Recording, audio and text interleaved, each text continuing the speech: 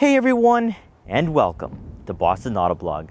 You know, I don't think I can call myself an automotive YouTuber or a car reviewer if I don't film and feature one of the patriarchs of one of the best-selling segments in automotive history, and that is the compact crossover segment. Now, there's a few reasons as to why the Jeep Cherokee has experienced not only popularity, but also an increase in production.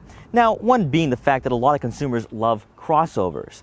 But in this video, we're going to find out why Americans really love this vehicle right here, and also why it might be the perfect crossover for you. Now, before I get in this review, I'd like to thank Central Jeep, Chrysler, and Dodge in Raynham, Massachusetts for allowing me to do this review. Their link will be in the description below, so you can check out their extensive Jeep, Chrysler, and Dodge inventory. And so, without wasting any further time, let's get right in this review.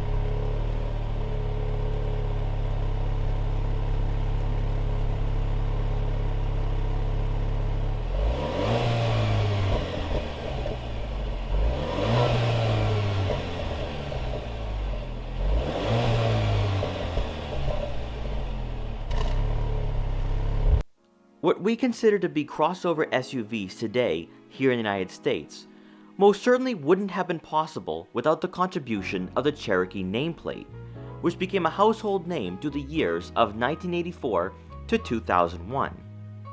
While the lineage of the Cherokee name ended 19 years ago before being revived in 2013, two mildly successful generations of the Jeep Liberty followed, but could never fill the void that was left behind.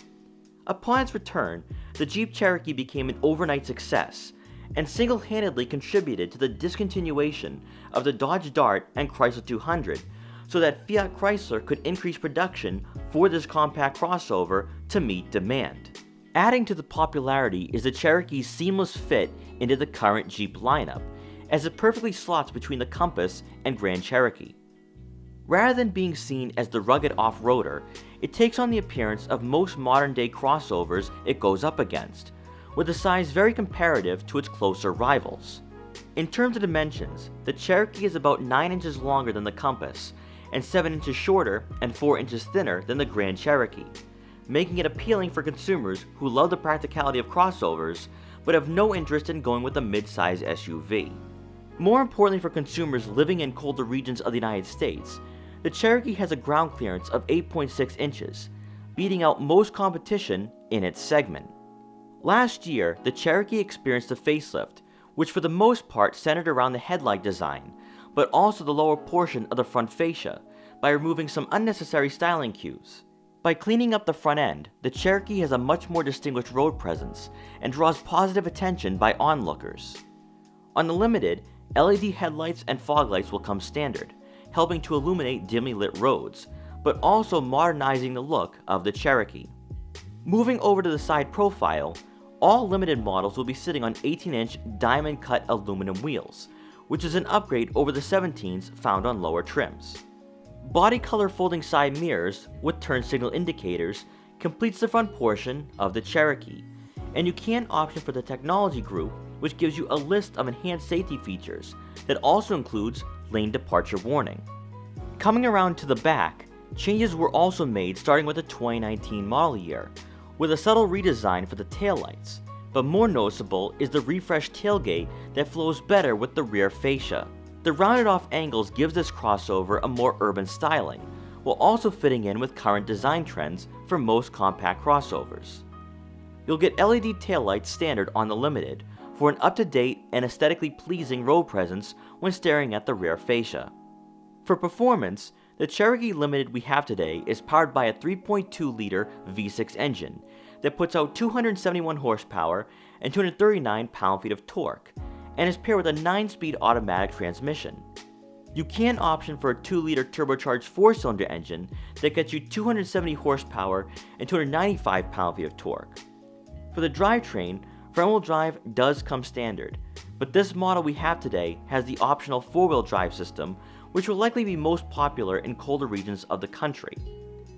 For fuel economy, you can expect to receive with the V6 engine 19 miles per gallon in the city and 27 miles per gallon on the highway. Inside, you're greeted by power adjustable heated leather seats for both the driver and passenger, with a decent amount of bolstering that hugs you the minute you get behind the wheel. In front of you, in the center of the analog gauges, is a digital display that provides a variety of information, from fuel economy statistics to tire pressure monitoring, and also a digital speedometer.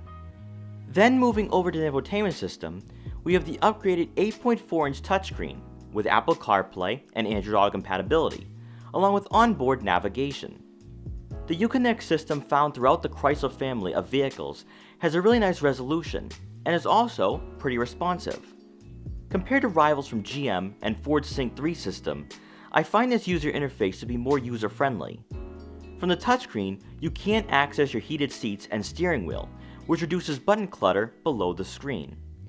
You'll get a rear backup camera with trajectory, and you can option for additional safety technology to assist in parallel parking. As you move down towards the center console, you'll find the buttons for the dual zone climate control, along with the volume and tuning knobs for the radio. A unique feature offered by Jeep is the ability to turn off the screen to minimize distractions, which you don't often see in the automotive industry in 2020. Below, you'll find the dial for your terrain management system, helping you navigate through different terrain you may encounter if you plan on going off-road, or experience harsh winters on an annual basis. You'll get a USB and auxiliary input, and for the center storage compartment, you'll find plenty of room for small items or a smartphone, along with an additional USB input. Now for passengers in the back, we're going to start off with the passenger side. I adjusted the seat all the way back, and also reclined it, and I still have legroom to work with. I'm actually still comfortable. Obviously, I'm not the tallest person out there. I'm around 5'5", but let's take into consideration who will be back here, and that is most likely kids. So I don't think legroom is going to be a problem at all. Now for the center seat, and this is where it actually gets pretty deceptive, because you would think that maybe it might be a bit of a squeeze. Now for someone of my height, this is no problem. There's some nice placements for my feet, and I could definitely deal with this on a shorter drive. So I do think that having a third person back here is possible, but a vehicle of this size and in this segment, you might still be able to only fit maybe 2 people back here. And then on the driver's side, I once again have plenty of legroom because I'm sitting behind myself. So the seat is adjusted to someone of my height, around 5'5", and I could just recline and be really comfortable back here. So legroom is not going to be an issue if you have kids. Obviously, adults will play a factor in that decision making of which vehicle you want to choose, but this definitely works for a family. Now we also have the panoramic moonroof above, which lets in a lot of natural light, really opens up the interior and makes it look a lot bigger than it really is. You also have 2 rear air vents, a USB input, and rounding out the rear seating area, a center armrest with 2 cup holders. Now for rear cargo space, you're going to find right around 26 cubic feet of rear cargo, which actually isn't that bad at all. You're going to have some side pockets on either side of the floor, which is perfect for smaller items that might get thrown around, or for me personally, I'd probably put my car detailer there. Now just like with the Compass, we do have this floor that is adjustable. You can lift it up and there will be some extra room there, or you can just take it right out if you have bigger items, so that's not too bad. Now on the Limited, you will have a power liftgate, but instead of reaching for the button, you can just press it right here, and the liftgate will close automatically. So at the end of the day, the Jeep Cherokee really is a great vehicle for a growing family. But more importantly though, if I was to compare this to say some of the domestic rivals like the Ford Escape and also the Chevrolet Equinox, I have to say, based off of the reviews I've done, the Jeep Cherokee is actually a little nicer. The leather seats are a little bit more premium. They've got a good amount of bolstering. I also like the nice soft touch padding for the armrests on the doors. And then even when you throw in the infotainment system, a lot of people do not like the infotainment system in the new Ford Escape. And then even if you want to talk about the Chevrolet Equinox, I think the Jeep's Uconnect system is better than what you would find in a Chevrolet or a GM product. And then with Ford, some people don't like that tablet-like touchscreen that is above on the dashboard. So if you prefer a simplistic layout, a more traditional layout, then I think the Jeep Cherokee would be the way to go. But overall, I do see why Jeep Cherokee has done well over the last few years. You have a very simplistic interior, which resonates with a lot of consumers. There's a growing number of consumers who don't want to have a tablet-like touchscreen. They don't want to have a touchscreen that's integrated in the dashboard and be a secondary piece. They want simplicity, they want tradition, and that's exactly what the Jeep Cherokee is offering. But also, more importantly, the Cherokee with this new facelift looks really great as well. And as we all know, consumers like having a good-looking vehicle, and I really like the way this Jeep Cherokee looks. So guys, thank you so much for watching this video. Please like, comment, share, and subscribe for more. And I'll see you guys next time.